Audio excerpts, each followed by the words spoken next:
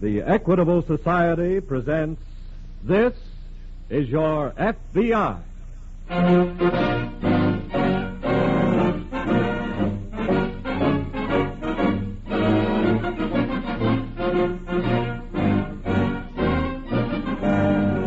This is Your FBI, an official broadcast from the files of the Federal Bureau of Investigation, presented as a public service by the Equitable Life Assurance Society of the United States.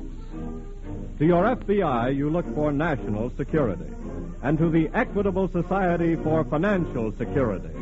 These two great institutions are dedicated to the protection of you, your home, and your country.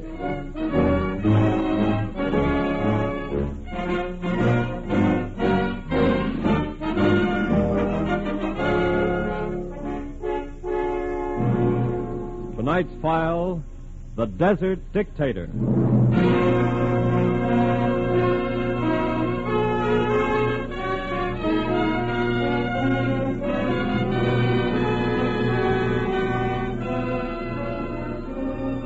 There is an ancient proverb which says, "The sword of the wicked shall break against the wisdom of the righteous." History bears witness to the inexorable truth of that proverb. And likewise does tonight's case from the files of your FBI, in which a ruthless criminal, a killer, is defeated by it.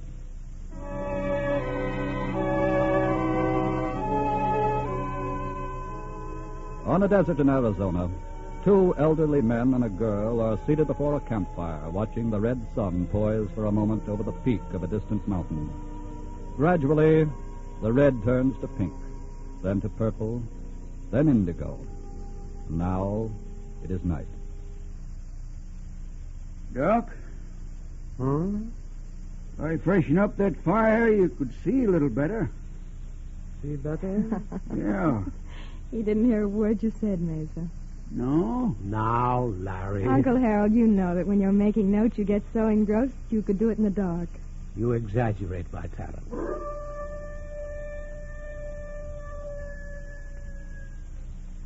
You got company. Wolf. Yeah. Well, he won't bother us. I don't imagine wolves are particularly interested in archaeology. No.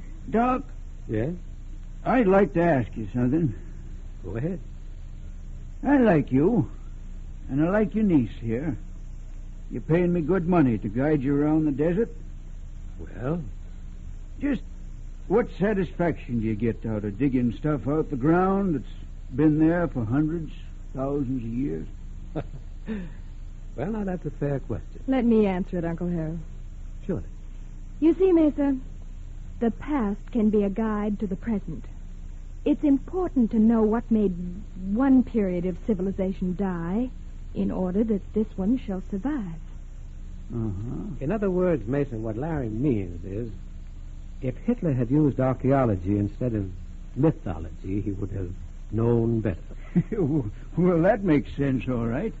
Now, we came out here, Mesa, to compile data on the three ancient Indian cultures that followed each other in this country. The first period was called Basket Maker Number 1. See, at that point, the Indians were nomads, hunters. And then Basket Maker Number 2... What's wrong? It's just the horses, Larry. That wolf may be flirting around with him. I better take a look. What's the matter with you critters? What you got your noses in the wind about? Settle down now, settle down. Are they all right, Mesa? They are now, Miss Larry. Has that wolf upset them? I don't know, but something has. What do you mean? I got a feeling that we ain't by ourselves out here. What? What's that? I think I'll just get the old carbine ready Drop and that gun, mister. Good.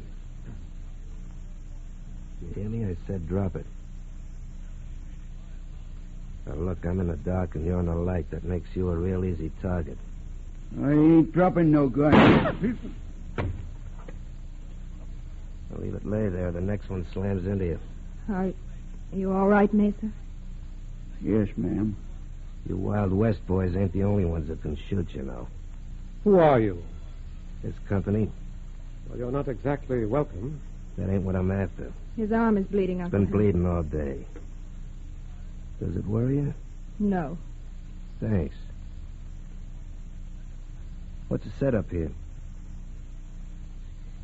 Well, speak up, one of you. Talk. I'm an archaeologist. If you know what that means. I know what it means. Mummies. Well, that would be the common Egyptologist. Never mind that. Where do you fit in the picture, sweetheart? Me? Yeah. This old Guy, your husband? He is my uncle. That you couldn't help. Who's Buffalo Bill here? Our guide. I thought maybe you dug him out of the ground. Now, just a Shut minute. up. Got any bandage, sweetheart? Bandage. For my arm. Go get it. When I'm fixed up, I'll tell all of you what you gotta do to be able to see the next sunrise. Okay?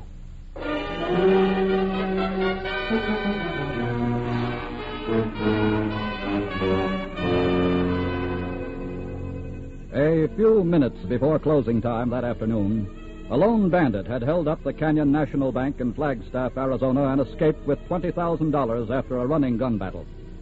The FBI office in Phoenix was notified, and shortly after sundown, Special Agent Blake drove into Flagstaff, where he conferred at once with Sheriff Hickman. Two of my boys, Mr. Blake, saw the bandit when he dashed out of the bank and jumped into his car. And they opened fire on him? Well, they yelled at him to stop first, but he had his car started by then when turned off. Mm-hmm, I see. The boys fired a couple of shots, commandeered a car, and took after him. How did he make his getaway, Sheriff? Well, he managed to shoot out a tire. Was he hit at all, do you know? Well, the boys weren't sure about that. But once after they fired, when they saw his car swerve a little. Mm-hmm. Well, which way was he heading? He went east on the road leading through the Painted Desert. Sheriff, did you get a description of him at all? Yes, I got it written down here for you. Thanks. I've already phoned all the sheriffs between here and New Mexico. Oh, good. He was driving a black Buick sedan. Here's the license number. Mm-hmm. California. No, probably stolen. Well, we'll put out a 3-state alarm right away. And after we check with California, we'll start fanning out men all over the state. All right. But if he gets off in that desert country, it's going to be hard to find. Well, he can't stay in there forever. Sheriff, hand me the phone, will you? We'll get that alarm out.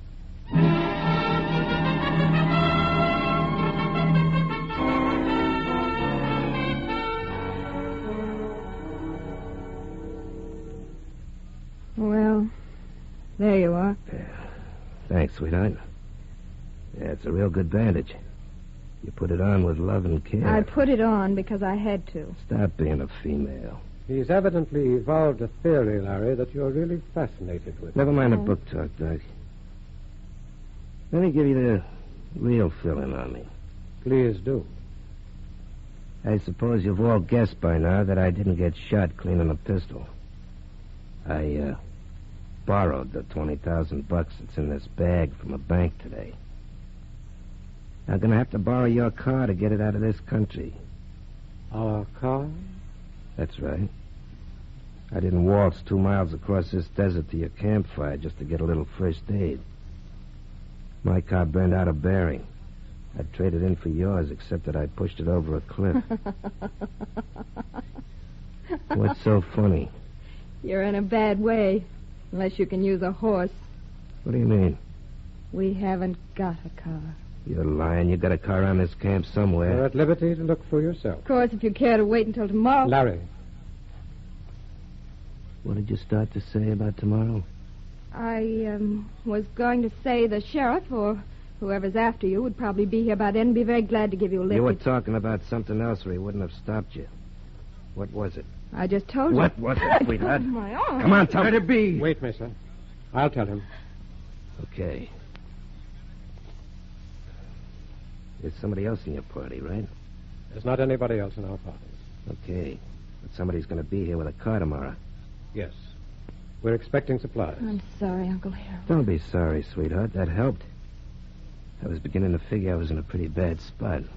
Well, since you think you see your way out of this now, perhaps you won't mind if we all retire. Sure, go ahead. But you'll have to hit the ground right here by the fire. Oh, yes, of course. And, Doc, Yes? in case you think you got an edge because you went to college, I just got out of San Quentin University last week. Apparently it didn't teach you much. I taught myself, Doc. I taught myself how to stay up 3 days and nights without sleeping. Oh? Yeah. So go ahead with the sleeping act. But don't count on me passing out. I'll be sitting right here waiting to say good morning to all of you. And a very special good morning to whoever's coming with that car.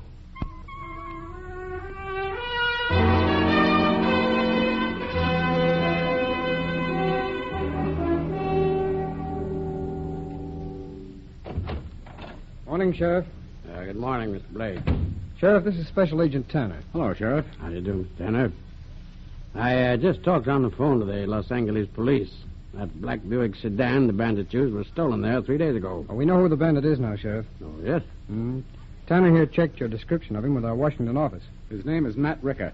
He just got out of San Quentin last week. Well, gone back to work again already, huh? Here's his full description. 5 feet 10, 165 pounds, black hair, dark skin, has a knife scar on his right cheek. You want me to put that out? We've already sent it out as a follow-up on your first alarm. Sheriff, have you had any reports from any of your men? No, sir. But by now, they're pretty well spread out over this part of the state. Oh, good. Tanner and I are just getting ready to take a run across the Painted Desert Road to Gallup. Now, if you get anything, communicate with the sheriff there. Yeah. We'll be in touch with him. Then we'll double back here to Flagstaff. All right. Good. Come on, Tanner. Let's get started.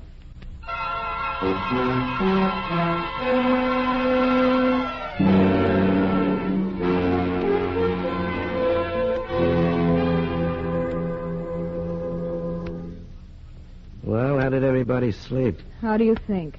You should have knocked it off real good, knowing somebody was standing by, watching over you. That was very comforting. Thanks. Hey, Pop, pour me another cup of that... Hey, what are you doing there? Just fixing the fire. Why? You're lying. You're doing tricks with the smoke, trying to make a signal. Get told away you from there was before I only- slam lead in you. And pour me a cup of that Java. I ain't waiting on you. I said pour me a cup of that Java. I'll get it for Pop's you. going to get it for me. I ain't getting you nothing. Okay, Pop, you asked No, for don't. it. Wait a minute. Listen. Oh. This is what I've been waiting for. All right, just stay put. If anybody lets out a crack before I get that guy under control, there'll be some blood on his sand. Well, howdy, folks, howdy. Morning, Marshal. How's everything going? Just fine, Mr. Marshal. I got a good mess of supplies for you. Is that so? Yeah. Well, it looks like you took on a new member since I was out here last, Doctor. That's right. Who is he? He just joined us last night. Oh, that's funny. What's funny? You look quite a bit like a man I heard about yesterday. A man they're looking for back in Flagstaff. And if I'm not mistaken, his name is Matt Ricker.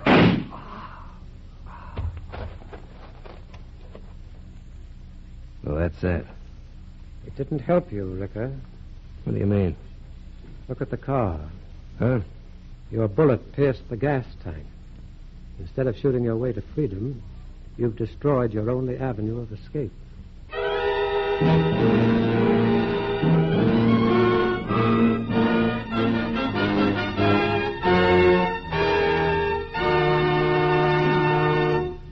We momentarily close the Equitable Society's presentation of the Federal Bureau of Investigation file on the Desert Dictator. We will return to this case in just a moment. Tonight, I'd like to tell you a tale of 2 cities and 12 letters. One city is New York, where the home office of the Equitable Life Assurance Society of the United States is located.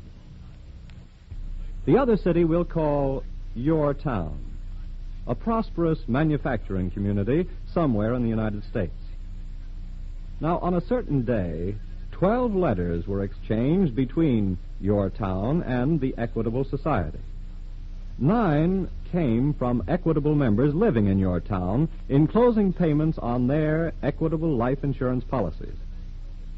On the same day, 3 letters from the Equitable Society, also enclosing checks, arrived in Your Town.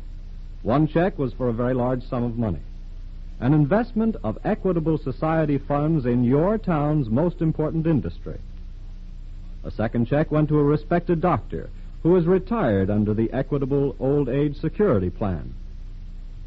The third check went to a young man in your state university, a payment on the educational insurance his father provided for him years ago. Well, that's one way that life insurance works. Money comes from your town to the Equitable Society. Money goes back to your town from the Equitable Society. Now, in place of your town, substitute any town, city, or village in the United States in which some of the Equitable Society's 3.25 million members live. And then multiply those 12 letters into several million a year. And it becomes very clear why we say that by serving its members, the Equitable Society serves America. And now back to the file on the Desert Dictator.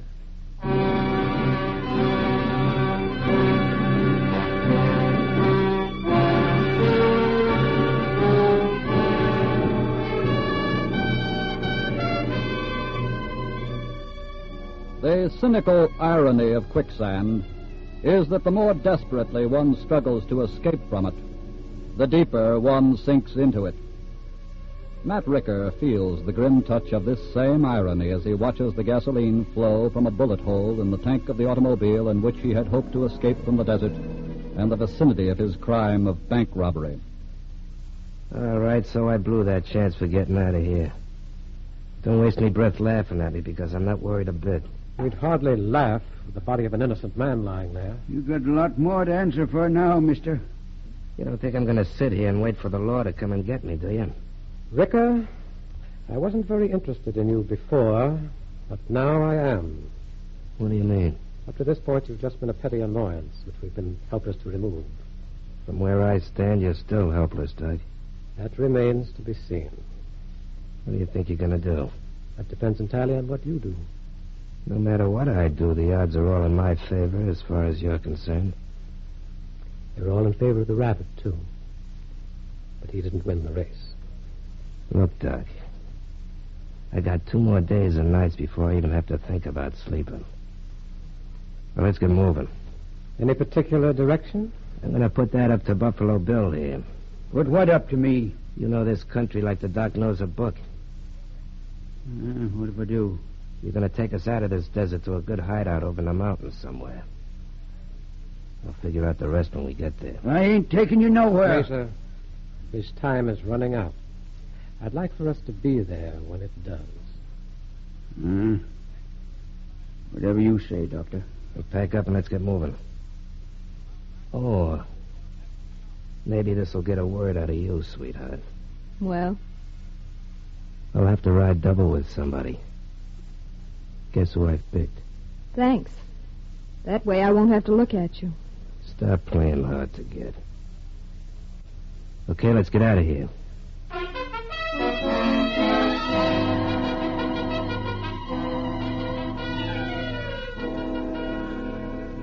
Failing to pick up any trace of Ricker on their run to Gallup across the desert, Special Agents Blake and Tanner of the FBI started back to Flagstaff.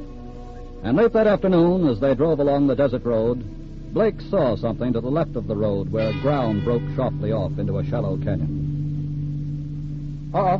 What's that? What do you see, Bob? I didn't notice that when we passed you this morning. What? Yeah. Look back there where the ground drops off. Well, looks like car tracks. Yeah. Come on, let's take a look. A car turned off the road here, all right. And the tire marks go right out to the edge there, too. Yeah. Hey, Bob, look down below. Mm-hmm. It's Ricker's car, all right. Let's get down there. Oh, wait a minute. Ricker won't be in it. See? These heavy footprints in the middle of the tire tracks. Mm-hmm. He must have pushed it over the side himself. Yeah, I guess it either broke down or he decided it was time to make other arrangements. Look, these footprints go across the road toward the desert. Yeah, there they go. If I'm not mistaken, Ricker was wounded. Look. See those little dark spots here? There's some more here. Uh-huh. Hey, I just happened to think. You remember that archaeologist we met in town a couple of weeks ago? Dr. Endicott? Yeah, that's him. Uh-huh. Well, from what he told us, I believe his camp is right out in this direction. Hey, that's right. And if Ricker were here last night, he probably saw Endicott's campfire and made for it. He could have seen the fire for miles. We better get out to that camp. Where's that trail start? A few miles up the road. Come on.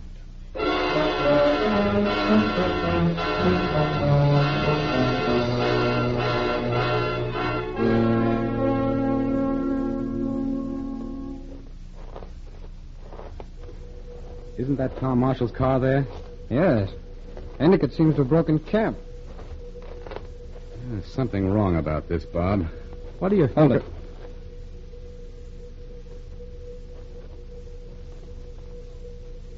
It's Marshall.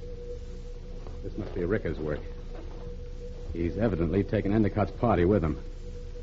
There are no supplies here. Well, then he's trying to get somewhere to hide for a while. Come on, it's getting dark fast. Let's look around for any sign of what direction they took. Here are some hoof prints. A lot of them. Leading north. Well, there's nothing but open country to the north. Well, maybe the trail turns later and... Hey, wait. Find something? Yeah, give me a flashlight. Here you are. Now, look at that. Looks like somebody's been drawing pictures in the sand. Well, those are Indian symbols. Well, that's your dish, Bob. What do you make of it? Well, I'd say Dr. Endicott left him. That first sign is a snake. Ricker. Yeah. The stair-step pyramid represents a mountain. The sun going down behind it means west. Uh-huh. Yeah, but what's that twisting line across the mountain? Well, that's the symbol for a trail or a road. Oh. Come on, let's get Marshall's body back to the trading post and call Flagstaff. I want to get a map of this region.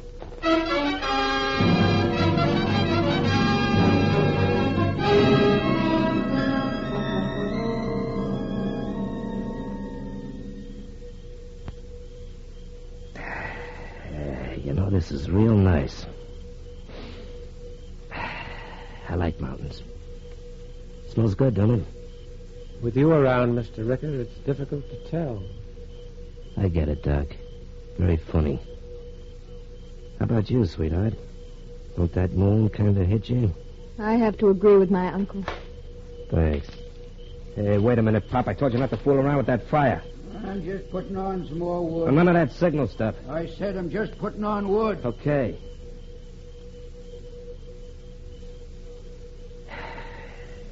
You know something? These mountains really get me. The guy I knew in San Quentin used to make big talk about country like this. He'd talk about a row of trees like they were beautiful follies dames or something. Now I know what he means. How did he feel about killing people? What do you mean? How did he feel about shooting someone in cold blood as you did today? That's why he was in San Quentin. Let's turn in, Larry. Hold it. You guys can turn in. She's going to stay up. What? I want someone to help me look at that moon. Come on, sweetheart. Let's take a little walk. With you? Yeah.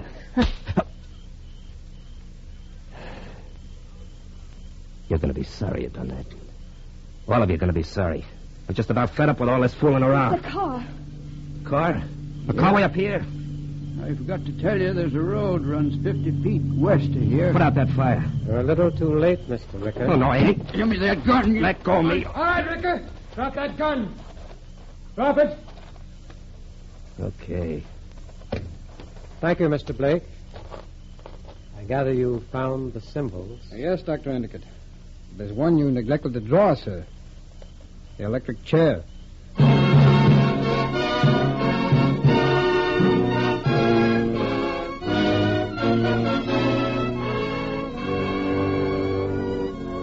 Matt Ricker was tried and convicted on the charge of first-degree murder.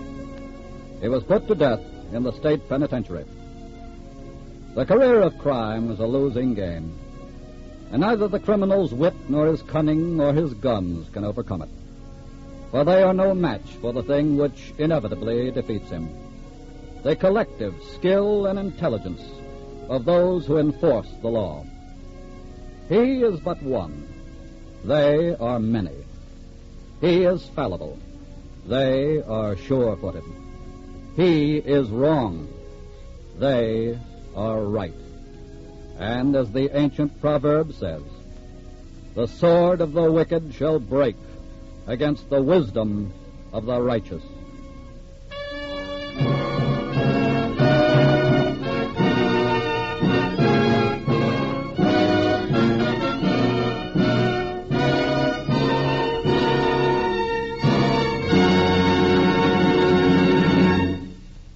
You'll hear about next week's case in just a minute. This week, at the Equitable Society, Thomas I. Parkinson, president of the Society, showed me a letter he'd received from an American mother who was mighty proud of her son. He's just been released from the Army Air Corps, holds 2 decorations, and is a veteran of 47 bombing missions. In her letter to President Parkinson, this mother said, "I think the members of the Equitable Society can be proud of my son, too, because the Equitable Society helped his father and me plan his education. The Equitable Society helped me keep my home after his father died and bring my son up as his father wanted me to." Well, you can imagine how happy that letter made us all. For no matter how often it happens, we're always glad to see what a warm, friendly feeling Equitable members have for their society. Also, that letter reminded us that years ago, when that mother's son was still a baby, the Equitable Society's management was just as alert to the needs of the future as the Equitable management is today. It made us happy to know that as we work hard today to keep the Equitable Society progressive and forward-looking, we're following a great tradition. Yes, this week and every week for over 86 years, the Equitable Society has been building security for you, your home, and your country.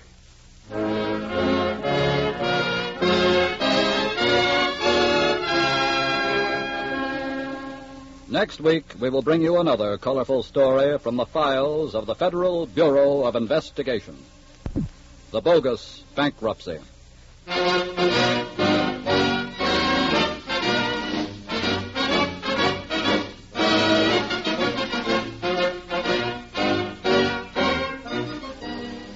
The incidents used in tonight's Equitable Society's broadcast are taken from the files of the Federal Bureau of Investigation. However, all names used are fictitious, and any similarity thereof to the names of persons living or dead is accidental. Programs in this series of particular interest to servicemen and women are broadcast overseas through the worldwide facilities of the Armed Forces Radio Service. Tonight, the music was under the direction of Frederick Steiner, the author was Frank Ferries, and your narrator was Dean Carlton. This is Your FBI is a Jerry Devine production.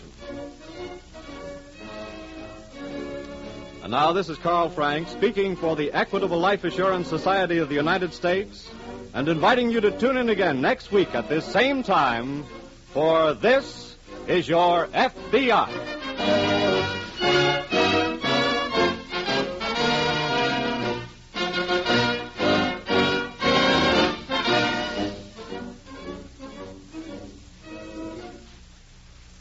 This is the American Broadcasting Company.